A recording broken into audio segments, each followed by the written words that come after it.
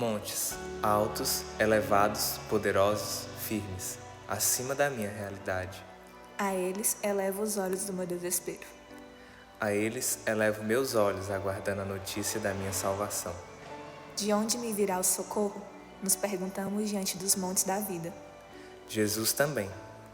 Agora, ele está no jardim, onde era o lugar de paz em meio às flores, dá lugar à angústia da morte. A batalha começou. Ele sente medo, olha para os discípulos ali com ele e diz: minha alma está profundamente triste, até a morte. E então começa a orar. A oração final dele era por você. A dor final dele era para você. A paixão final dele era você. Nós sabemos que houve um momento no qual, se ele pudesse, teria se retirado da enrascada toda e ido embora. Mas ele não pôde. Ele não pôde porque ele viu você, aí mesmo no meio de um mundo que não é justo. Ele lhe viu num rio de vida que você não pediu. Ele lhe viu traído por aqueles que você ama. Ele lhe viu com um corpo que adoece e um coração que enfraquece. Ele viu você em seu próprio jardim de árvores tortas e amigos adormecidos. Ele lhe viu fitando o buraco de seus próprios fracassos e a boca de sua própria sepultura. Ele viu você em seu próprio jardim de Getsêmani, e ele não queria que você estivesse só. Ele queria que você soubesse que ele esteve lá também. Ele sabe o que é ser alvo de um complô. Ele sabe o que é ficar confuso. Ele sabe o que é sentir o fedor de Satanás ao derredor. Talvez mais que tudo, ele sabe o que é implorar a Deus para mudar de plano e ouvir Deus dizer tão suavemente, mas firmemente, não. Pois foi isso que Deus disse a Jesus, e Jesus aceita a resposta. A batalha é ganha. Você pode ter pensado que foi ganha no Gólgota. Não foi. A batalha final foi ganha em Getsêmani, e o final da conquista é Jesus em paz entre as oliveiras. Porque foi no jardim que ele tomou sua decisão. Foi no jardim que seu socorro ecoou.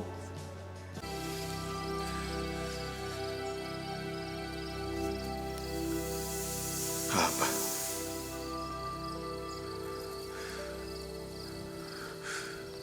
Pai.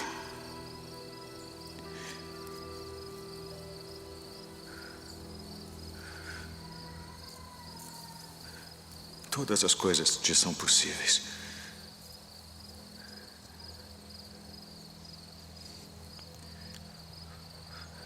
Afasta de mim este cálice.